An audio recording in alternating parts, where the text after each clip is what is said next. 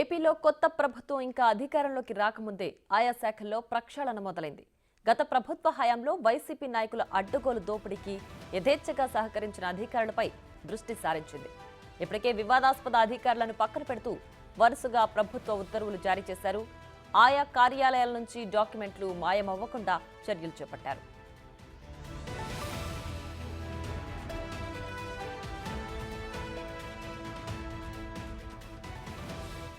ఇప్పటికే అవినీతి ఆరోపణల నేపథ్యంలో AP MDC fibre net beverages కార్యాలయాలను సీజ్ చేశారు అధికారులు. ఇక బెవరేజెస్ ఎండీ వాసుదేవరెడ్డి నివాసంలో సోదాలు చేసిన సిఐడి అధికారులు కేసు నమోదు చేశారు. 3 శాఖల్లో ఫైల్స్ తారుమారు అయ్యే అవకాశం ఉందన్న సమాచారంతో ఆఫీసులను సీజ్ చేసి భద్రతను ఏర్పాటు చేశారు.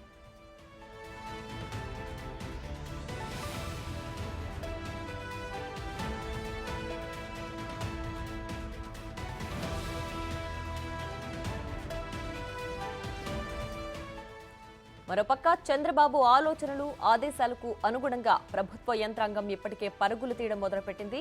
వైసీపీతో ప్రయోజనాల కోసమే పనిచేసిన సీఎస్ జవహర్ రెడ్డిని ఇప్పటికే సెలవుపై పంపించారు. అత్యంత వివాదాస్పద అధికారులుగా పేరొందిన గనుల శాఖ director Venkatareddy, AP fibre net MD Madhusudan Reddy, CID chief Sanjay, SIT chief Kolli రఘురామరెడ్డిపై బదిలీ వేటు పడింది. జగన్ ప్రభుత్వంలో వేల కోట్ల అవినీతికి కేంద్ర బిందువులైన గనులు, ఎక్సైజ్ శాఖలో ఇప్పటికే తీవ్ర స్థాయిలో ప్రకంపనలు మొదలయ్యాయి. దస్త్రాలు, కీలక డాక్యుమెంట్లు తస్కరించారన్న ఫిర్యాదుపై ఆంధ్రప్రదేశ్ బెవరేజెస్ కార్పొరేషన్ మాజీ ఎండీ వాసుదేవరెడ్డిపై సిఐడి కేసు నమోదు చేసింది.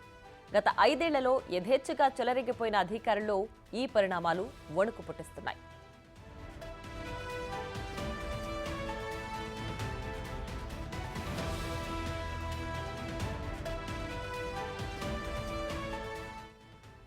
ఐదేళ్ల జగన్ పాలన విధ్వంసానికి గురైన వ్యవస్థల్ని ఒక్క క్షణం కూడా ఆలస్యం చేయకుండా వీలైనంత త్వరగా గాడిన పెట్టాలన్న కృత నిశ్చయంతో చంద్రబాబు ఉన్నట్లుగా సమాచారం.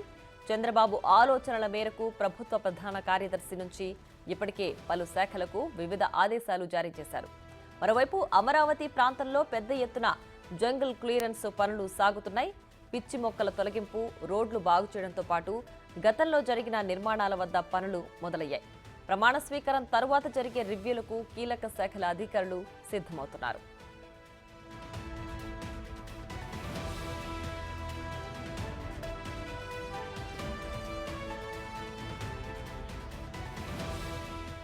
పోలవరం స్థితిగతులపై వాస్తవాలతో ఇరిగేషన్ అధికారులు నివేదికలు సిద్ధం చేస్తున్నారు. విద్యుత్ శాఖలో ట్రాన్స్కో, జెన్కోలలో పరిస్థితిపై చంద్రబాబు సమాచారం తెప్పించుకుని పరిశీలిస్తున్నారు. రాష్ట్రంలో అనేక చోట్ల కనీసం వీధి దీపాలు వెలగని పరిస్థితిని తెలుసుకుని వెంటనే చక్కదిద్దాలని ఆదేశించారు. గ్రామాలు, పట్టణాల్లో పారిశుద్ధ్యంపై దృష్టి పెట్టాలని చంద్రబాబు సూచించారు. వర్షాకాలం వచ్చే సీజన్ల వ్యాధులకు ఆస్కారం లేకుండా తగు చర్యలు తీసుకోవాలని అధికారులను ఆదేశించారు. విజయవాడలో కొద్ది రోజుల క్రితం కలుషిత తాగునీటితో మరణాల నేపథ్యంలో తాగునీటి సరఫరాపై చర్యలు తీసుకోవాలని సూచించారు. సాగునీటి ప్రాజెక్టుల్లో నీటి లభ్యత సమాచారం తెప్పించుకున్న చంద్రబాబు ఏమాత్రం సమయం వృధా చేయకుండా వ్యవస్థలను గాడిలో పెట్టే పనులకు శ్రీకారం చుట్టారు.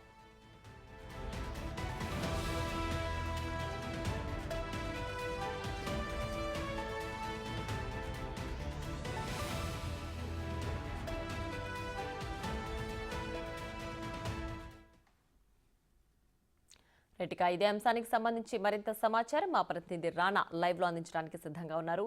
రాణా, చెప్పండి, చంద్రబాబు నాయుడు ప్రమాణ స్వీకారానికి ముందే పలు శాఖల్లో ప్రక్షాళన దిశగా ప్రస్తుతానికి అడుగులు పెడుతున్నట్లుగా తెలుస్తోంది. కంప్లీట్ డీటెయిల్స్ ఏంటి?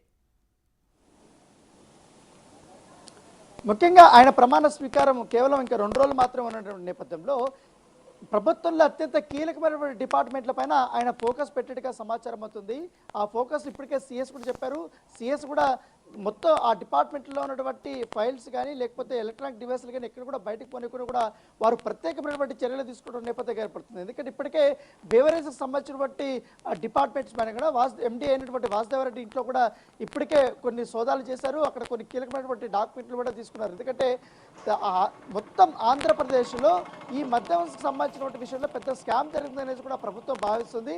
దాదాపు 20,000 కోట్ల రూపాయల వరకు కూడా ఈ యొక్క స్కామ్ జరిగి ఉంటుందని కూడా వారు భావిస్తున్న నేపథ్యంలో దానికి సంబంధించిన మొత్తం డేటా ఎక్కడ కూడా బయటకు పోనీయకుండా దానికి సంబంధించిన డాక్యుమెంట్స్ కూడా బయటకు పోకుండా ప్రత్యేకమైనటువంటి చర్యలు కూడా తీసుకున్నారు. ఆ డిపార్ట్మెంట్లో కింద నుంచి పైసా వరకు అందరు అధికారులు కూడా గతంలో ప్రభుత్వానికి ఎవరైతే అనుకూలంగా ఉన్నటువంటి వ్యక్తులపైన కూడా ప్రత్యేకమైనటువంటి నిఘా పెట్టినట్టుగా మనకు సమాచారం అవుతుంది. దాంతోపాటు సిఐడి గతంలో మనం చూసాం. ఎందుకంటే ఏకంగా ఇప్పుడున్నటువంటి ముఖ్యమంత్రి చంద్రబాబు నాయుడు పైన అనేక కేసులు కూడా పెట్టారు. స్కిల్ డెవలప్మెంట్ మీద కేసులు కూడా పెట్టి జైలుకు కూడా పంపించిన నేపథ్యం కనపడుతుంది. తర్వాత గతంలో మాజీ ఎంపీ అయినటువంటి రఘురామకృష్ణరాజు మీద కూడా అనేకమైనటువంటి కేసులు కూడా పెట్టినటువంటి నేపథ్యం కనపడుతుంది. చాలా మంది కూడా కేసులు పెట్టారు. అసలు సిఐడిలో చాలా వరకు కూడా అవకతవకలు జరిగాయి. ప్రభుత్వ ఒత్తిడిల వల్ల, ప్రభుత్వ పెద్దల ఒత్తిడి వల్ల చాలా వరకు కూడా అక్రమ కేసులు పెట్టడమే కాకుండా అవినీతి ఆఫీసర్లు కూడా చాలా మంది ఎక్కువగా ఉన్నారు. దాంట్లో కూడా కొన్ని డేటా అనేది చాలా ఇంపార్టెంట్ డేటా కూడా ఉంది. కాబట్టి ఆ సిఐడి ఆఫీస్ మీద కూడా ఇప్పటికే ప్రత్యేకమైనటువంటి దృష్టి కూడా పెట్టినటువంటి మన సమాచారం అవుతుంది. ఇదే విషయాన్ని కూడా సిఎస్ నిన్న కన్ఫర్మ్ చేశారు. ఎందుకంటే అక్కడ సిఐడి ఆఫీస్లో పనిచేసినటువంటి ఎవరైతే ఉన్నారో చీఫ్ నుండి ఇప్పటి వరకు కీలకంగా వ్యవహరించినటువంటి డిపార్ట్మెంట్ అధికారులందరూ కూడా వారి కదలికలపైన ప్రత్యేకమైన నిఘా పెట్టడమే కాకుండా ఒక్క డాక్యుమెంట్ కూడా బయటకు పోనీ కూడా వారు ప్రత్యేకమైనటువంటి చర్యలు తీసుకున్నారు. ఎందుకంటే ఇటు బెవరేజెస్ డిపార్ట్మెంట్ పైన కానీ సిఐడి డిపార్ట్మెంట్ పైన అనేక ఆరోపణలు వచ్చాయి. అంటే ప్రభుత్వం మారిన తర్వాత అనేక ఆరోపణలు వచ్చిన నేపథ్యంలో ప్రత్యేకంగా రేపు ఎల్లుండి ఆయన ముఖ్యమంత్రిగా ప్రమాణ స్వీకారం చేయబోతున్నటువంటి నేపథ్యంలో ఖచ్చితంగా ఈ యొక్క అన్ని డిపార్ట్మెంట్లో ఫైల్స్ ఎక్కడ కూడా పోకుండా కాపాడాల్సిన బాధ్యత చీఫ్ సెక్రటరీ పైన నేపథ్యంలో చీఫ్ సెక్రటరీ అన్ని డిపార్ట్మెంట్లు హెచ్ఓడికి కొత్తగా నూతనంగా వచ్చినటువంటి ఇన్ఛార్జీలుగా వచ్చినటువంటి వారికి కూడా ప్రత్యేకమైనటువంటి సూచనలు కూడా ఆయన చేసినటువంటి పరిస్థితి. దానికి అనుగుణంగానే ప్రత్యేకమైనటువంటి నిఘా కూడా వారు పెట్టారు. ఇప్పటికే కొన్ని ఆఫీసెస్ కూడా ప్రభుత్వ ఆధీనంలోకి వారు తీసుకున్నటువంటి నేపథ్యం పడుతుంది. సెక్యూరిటీని పెంచడమే కాకుండా సీసీ కెమెరాలు కూడా ఎక్కువగా ఏర్పాటు చేశారు. ఇంతకు ముందు ఏమన్నా ఆ డిపార్ట్మెంట్లో అంటే ఎలక్షన్ అయిపోయిన తర్వాత రిజల్ట్ వచ్చిన తర్వాత ఎవరైనా ఈ డిపార్ట్మెంట్ నుంచి ఏమన్నా తీసుకెళ్లారా, లేకపోతే ఎలక్ట్రానిక్ సంబంధించిన వస్తువులు ఏమైనా తీసుకెళ్లారా, మొత్తం డేటా అంతా ఫైల్ రూపంలో ఉందా లేకపోతే డిజిటల్ రూపంలో ఉందా, అంతా కంప్యూటరైజ్డ్ చేశారనే దానిపై కూడా సిఎస్ ఒక నివేదిక తెప్పించుకున్నట్టుగా మనకు సమాచారం అవుతుంది. దానితో పాటు మరొక కీలకమైనటువంటి డిపార్ట్మెంట్ ఏంటంటే మైనింగ్ డిపార్ట్మెంట్. మైనింగ్ లో చాలా వరకు కూడా అక్రమాలు జరిగాయని కూడా ఇప్పటికే ప్రభుత్వానికి అనేక మంది కూడా ఫిర్యాదులు చేశారు. సో ఆ ఫిర్యాదుల ఆధారం చేసుకొని దాంట్లో చాలా మంది అక్రమార్కున్నటువంటి నేపథ్యంలో అధికారులు కూడా గత ప్రభుత్వానికి సముఖంగా పనిచేశారు. చాలా వరకు మేలు చేశారు. దానివల్ల వందల కోట్ల రూపాయల వరకు కూడా ప్రభుత్వ ధనం అనేది పక్కకు జరిగింది. దాంట్లో పర్మిషన్స్ కూడా ఎక్కువగా ఇచ్చారు. అక్రమ పర్మిషన్స్ కూడా ఇవ్వడం వల్ల చాలా వరకు కూడా దీంట్లో అవకతవకలు జరిగాయని కూడా ప్రభుత్వం భావిస్తున్న నేపథ్యంలో ఆ డిపార్ట్మెంట్ కూడా ప్రత్యేకమైనటువంటి నిఘా పెట్టినటువంటి నేపథ్యం అయితే కనపడుతుంది. దాంతోపాటు ఇసుక మాఫియా గతంలో జరిగినటువంటి అంశాలపైన ఇసుక దీంట్లో సంబంధించినటువంటి పర్మిషన్స్ కానీ ఎక్కడెక్కడ తవ్వుకోవడానికి ఎంతెంత వరకు రోడ్లు పోతాయి దానిపై కూడా ప్రత్యేక నిఘా ఉంది. దానితో పాటు ఈ పోలవరం అనేది అత్యంత ప్రతిష్టాత్మకంగా ఉంది. పోలవరం విషయంలో ఎంతవరకు ఏమేమి జరిగాయనేది కూడా ఒక నివేదిక అనేది ఉంది. కాబట్టి అప్పుడు ఇన్వాల్వ్ అయిన అధికారులు కానీ రాజకీయ నాయకుల యొక్క పాత్ర కానీ దానిపై కూడా ఇంటర్నల్గా కూడా విచారణ చేయాలని కూడా ప్రభుత్వం భావిస్తున్నట్టుగా మనకు సమాచారం అవుతుంది. ఇవన్నీ ఒక పక్క జరుగుతున్నాయండి. మరొక కీలకమైనటువంటి అంశం ఏంటంటే రాజధాని అంశం. సో రాజధాని పరిసర ప్రాంతాల్లో గతంలో 2014లో ముఖ్యమంత్రిగా చంద్రబాబు నాయుడు అయిపోయిన తర్వాత అమరావతి రాజధానిని ప్రకటించిన తర్వాత అక్కడ శంకుస్థాపన చేశారు. శంకుస్థాపన చేయడమే కాకుండా అక్కడ అనేకమైనటువంటి నిర్మాణాలు కూడా వారు చేపట్టారు. సో ఆ నిర్మాణాల చుట్టూ కూడా పూర్తి స్థాయిలో ఎలక్ట్రిసిటీ పెట్టారు, రోడ్లు వేశారు, అంతస్తులు కూడా కట్టినటువంటి నేపథ్యం కనపడుతుంది. ఎమ్మెల్యేలకు కానీ ఎంపీలకు కానీ మంత్రులకు కానీ దాని తర్వాత గవర్నమెంట్ ఆఫీసర్కి ఐఏఎస్ కానీ ఐపీఎస్ ఆఫీసర్లు కానీ ఎన్జిఓస్ కానీ నాన్ ఎన్జిఓస్ కానీ అనేక రకాలుగా కూడా అలాగే ఇన్స్టిట్యూషన్స్ కానీ హాస్పిటల్స్ కానీ వారు భూములు కేటాయించడం కాకుండా నిర్మాణాలు కూడా చేపట్టారు. నిర్మాణాలు పెద్ద కాస్ట్ కూడా పెరిగింది అప్పుడు. సో కోట్లాది రూపాయలు ఖర్చు పెట్టి ప్రభుత్వ ధనం కూడా పెట్టిన నేపథ్యంలో వారు అప్పుడు రాజధాని తరలింపు విషయాన్ని తెరపైకి తీసుకురావడం, 3 రాజధానులు అనేది అంశాన్ని తెరపైకి తీసుకురావడం వల్ల పూర్తిగా రాజధాని నిర్మాణంలో ఉన్నటువంటి పనులన్నీ కూడా అప్పుడు ఆగిపోయి అందరూ కూడా మొత్తం అక్కడ ఉన్నటువంటి కార్మికులు కూడా వెళ్ళిపోయినటువంటి నేపథ్యం కనపడుతుంది. సో అప్పటి నుంచి దాదాపు 5 ఏళ్ల పాటు కూడా అక్కడ పూర్తిగా శిథిలావస్థ స్థితికి చేరుకునింది. ఆ రోడ్లు కూడా చాలా వరకు కూడా పాడైపోయి విద్యుత్తుకు సంబంధించినటువంటి మొత్తం పోల్స్ అన్ని కూడా శిథిలమైన నేపథ్యంలో గత 3 రోజుల నుంచి కూడా సిఎస్ ప్రత్యేకంగా కూడా తీసుకొని అక్కడంతా కూడా జంగిల్ క్లియరెన్స్ కూడా చేస్తూ విద్యుత్ పునరుద్ధరణ చేస్తూ అలాగే రోడ్డు పక్కన ఉన్నటువంటి ముళ్ళ కంపలు కానీ తుమ్మ కంపలు కానీ చాలా వరకు కూడా పెద్ద మొలిసాయి కాబట్టి వాటంతా కూడా క్లీన్ చేపిస్తున్నారు. ప్రస్తుతం అయితే ఆ రోడ్ అంతా క్లీన్ అయిపోయి ఎలక్ట్రిసిటీ కూడా వచ్చినటువంటి నేపథ్యంలో ఏదైతే గతంలో చేసుకుంటే ఆ నిర్మాణాలంతా కూడా నిన్న సిఎస్ ప్రత్యేకంగా కూడా సందర్శించారు. దాదాపు 24 ప్లేసెస్కి వెళ్ళారు. 24 ప్లేసెస్ కూడా అప్పట్లో ఆ నిర్మాణాలు ఎంతవరకు జరిగాయి, ఎంత శాతము, ఒకవేళ ఇప్పుడు చేస్తే, ఒకవేళ పనులు మొదలు పెడితే ఎంతవరకు కూడా చేయాల్సి ఉంటుంది, ఎంత అవుతుంది, దాన్ని మొత్తం పరిస్థితి ఏ విధంగా ఉన్నాయి, శిథిలావస్థ స్థితిలో ఉన్నాయా, కొన్ని లేకపోతే మొత్తానికి పాడైపోతే వాటిని డిమాలిజేషన్ చేసి మళ్ళీ కట్టించాలని దానిపై కూడా నిన్న సిఆర్డిఏ సంబంధించిన కమిషనర్తో పాటు మిగతా అధికారులతో అందరితో కూడా ఆయన ఇన్స్పెక్షన్ చేశారు. ఇన్స్పెక్షన్ చేసిన తర్వాత ఒక నివేదికను అనేది పంపించబోతున్నట్టుగా మనకు సమాచారం అవుతుంది.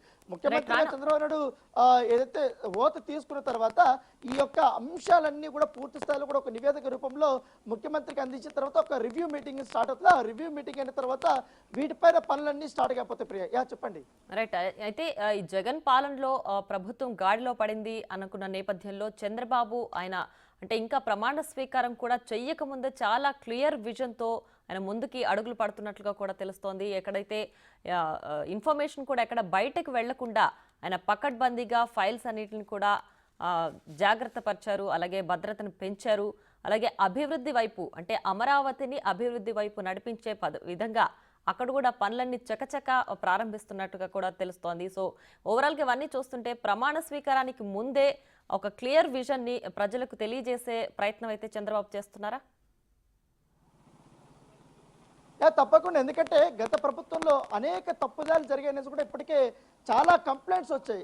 సిఎస్కి వచ్చాయి, గవర్నర్కి కూడా వచ్చాయి. దాన్ని బేస్ చేసుకొని ముఖ్యంగా ఇప్పుడు గతంలో మనం చూస్తాం, తెలంగాణ గవర్నమెంట్ మారిన తర్వాత అనేక డిపార్ట్మెంట్లో ఫైల్ మిస్సింగ్ కానీ, తీసుకెళ్ళిపోవడం కానీ, ఓఎస్డీలు ఇన్వాల్వ్మెంట్ కానీ, కీలకమైనటువంటి డాక్యుమెంట్స్ అంతా కాల్ చేయడం కానీ ఇవన్నీ కూడా జరిగాయి. సో ఈ నేపథ్యంలో వాటిని బేస్ చేసుకొని ఇక్కడ కూడా ఆంధ్రప్రదేశ్లో ప్రభుత్వం మారింది కాబట్టి ఖచ్చితంగా కీలకమైన డిపార్ట్మెంట్లో ఆ డేటా అనేది పోకూడదు, ఆ ఫైల్స్ అనేది పోవద్దు. వీరు ఎంతవరకు కూడా ఫైల్స్ క్లియరెన్స్ చేశారన్న దానిపై కూడా ఒక నివేదిక ఉన్న నేపథ్యంలో దానిపైన ప్రత్యేకమైన దృష్టి పెట్టి వాటినంతా కూడా బయటకు పోనీయకుండా సమాచారం అంతా ఉండకన్నా, ఎందుకంటే అనేక ఆరోపణలు వచ్చిన నేపథ్యంలో వాటిపైన చర్యలు తీసుకునే అవకాశం ఉన్న నేపథ్యంలో దాని మీద ప్రత్యేకమైన నిఘా పెట్టారు.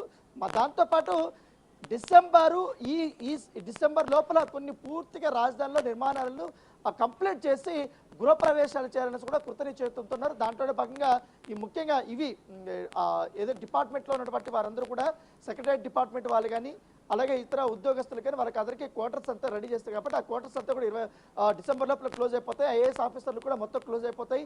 ఎన్జిఓ ఆఫీసెస్ క్వార్టర్స్ కూడా తొందరగా క్లియర్ అయిపోతాయి.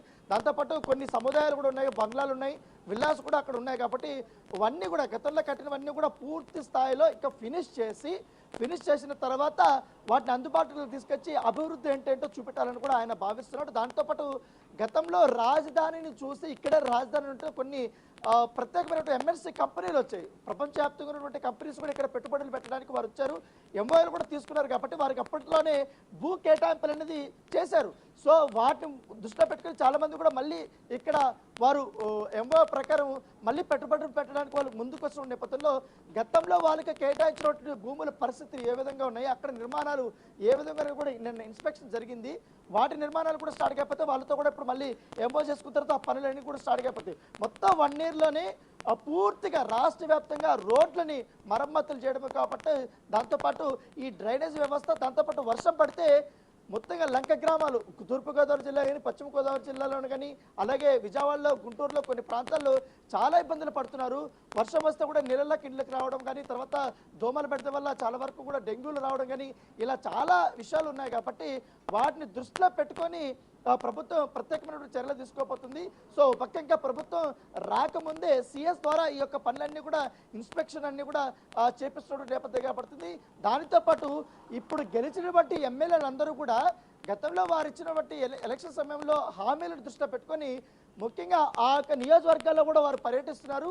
ఎక్కడైతే డ్రైనేజ్ సంబంధించిన వ్యవస్థలు ఉన్నాయో ఆ డ్రైనేజ్కి సంబంధించిన క్లీనింగ్ కానీ, నల్లాల క్లీనింగ్ కానీ, ఆ చెరువుల క్లీనింగ్ కానీ, దాంతోపాటు రోడ్లను ప్రత్యేకంగా వేయించడం కానీ వీటిపైన వాళ్ళు ప్రత్యేక దృష్టి పెడతారు. అంటే సో మొత్తంగా వీళ్ళు మాటల మీద కాదు, మేము చేతుల మీద ఉంటామనేసి కూడా నిరూపించాలనే ఉద్దేశంతో మొత్తం ఫోకస్ అంతా డెవలప్మెంట్ మీద ఉండాలి, ఇంకా రాజకీయ విమర్శలకి కొంచెం దూరంగా ఉండాలనేసి కూడా ప్రత్యేకంగా చంద్రబాబు నాయుడు ఎమ్మెల్యేలకు కానీ ఎంపీలకు కానీ చెప్పినట్టుగా మనకు సమాచారం. దాని తగ్గట్టుగానే వీరు వారి పనులు వారు చేసుకుంటూ పోతున్నటువంటి పరిస్థితి కనపడుతుంది.